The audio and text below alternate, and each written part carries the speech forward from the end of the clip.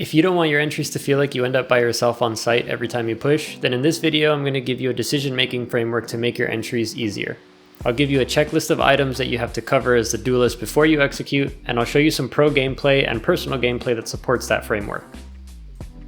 So normally in these types of videos, you'll get told that a duelist's role is to get kills on site for your team to push up. And while that's one piece of the equation, kills are not their only objective. The objective is to create space. There are two ways that a duelist can create that space. One is through movement, and the other is through fragging potential. The further to the top right the duelist is on this chart, the better they are at creating that space for their team. Raze, for example, is a good mix of both movement and fragging potential because her satchels give her a ton of space to move around the map, while her nade, boombot, and ult give her the ability to either do chip damage or force enemies into or out of a position they're holding for her to get a kill. Someone like Jett is very heavy on the movement, but lower on the fragging potential because her kit favors the ability to scale and move onto a site over fragging with the exception of her ult. So she's higher than other movement agents you'll see like Yoru or Neon, but not by much. And then on the opposite end of that chart, you have someone like ISO after his buffs. He's extremely low on movement, but his fragging potential is probably one of the highest right now because of his ability to take damage with his shield and give you the pure advantage in a gunfight. The first step in knowing how to entry onto a site is knowing which style of agent you're picking when you pick a duelist. If you pick a movement-based agent, you're going to want to play off of your initiator's utility a lot more closely in order to create that initial space needed for your team. But if you pick an extremely strong fragging potential duelist, then your goal is to create space through getting kills and being a bit more aggressive. Before I go over the decision-making framework for how to entry onto sites, I want you to watch Durka here as the Jett in this round. Don't focus on anything in particular, just watch how he entries and see if you can spot any differences between the way he does it and the way that you might in a ranked game. Squad, why not? Carry it forward. A little bit of tempered aggression. We didn't get to see too much of that from Fnatic on the defensive side. For BBL, shift over Elite and Pora on the B side. Executioner's a little closer to help out. Here. As a Blade Storm if needed. He needs to quickly support these players. Hunter's Fury activated. Big trouble brewing with the Annihilation as well, and it's caught one. Pora's on the way, he's flying up in the sky, but Executioner grabs a double while the squad is distracted. This could work out in their favor now. Hero locked out in towards main. Chronicle manages to catch Pora as he emerges from the cocoon. But take a look at the HP there. Shock dart onto Boaster. He's 47.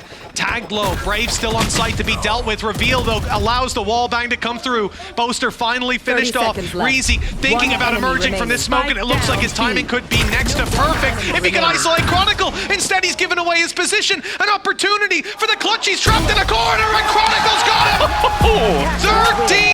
Alright, so let me break down why his entry is so successful. In this round, Durka follows what's called a gated approach to entry. Think of entering onto a site as a series of gates. At each of those gates, you have to answer a specific question before you can move on to the next. And at the end of those gates, you can finally get onto site successfully. Your first question is pretty straightforward, and as the duelist, you should really know this at the start of every round. Do you know what utility your team has? You're not the IGL, and in ranked, that's really not a thing, but you do need to know how your team can help support your execute onto a site. If the answer to this question is no, then you have to find this info out before moving on to the next gate. If it's yes, then you can move on. The second question to ask is, do we have intel on where the enemy is, or should we use our utility to gather that info first? This is the #1 issue with duelists in ranked, and their mindset is usually, if I can get on site, I can find out where the enemies are, and if I die, my team will trade me out. When in reality, their mindset should instead be, if we can find out where the enemies are, I can get on site and force those enemies to make a decision of focusing on me or focusing on my team.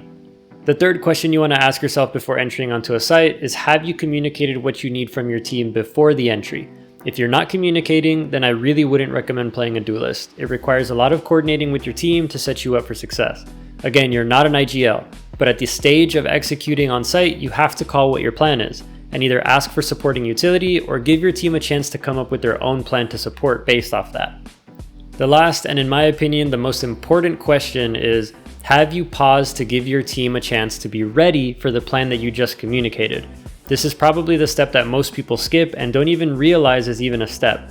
How many times have you been in a ranked match and your duelist says something like, I'm gonna raise ult hookah, and before they can even finish the sentence, they've already used their satchels and didn't give you an opportunity to support in any way. Duelists have to be patient before they can carry on with their plan. See where your team is on the minimap. If they're too far behind you and you've called an entry plan, Wait for them to get close enough to support you or trade. Otherwise, you end up alone on an island and get mad at your team for not supporting when they couldn't support to begin with. So I want to show you how this might work in a ranked match using personal gameplay. Oh shite, I lost my pet rock. Here I'm checking for utility from the sky to see what options we have because we don't have intel on where the enemies are on site, and so the first two questions here are essentially answered. Sky, can you dog out? Here, I'll follow it. I just communicated the plan briefly, which answers the third question. Our Sky was instantly ready for executing on it, so the fourth question was answered just through her executing on it so quickly. Stay inside. Dropping smokes. And now we've got access to site. We can continue pushing or hold where we're at, but the plan to get onto the site using those 4 key questions work. So there you have it, a simple 4-question framework to making sure that your entries can be as successful as possible for your team. This doesn't mean that every entry is going to work, but it does give you the biggest advantage possible before getting onto a site. If you have another way you like to decide on your entries, I'd love to hear about it in the comments below. If not, oh well, but have a good one, and I'll see you in the next one.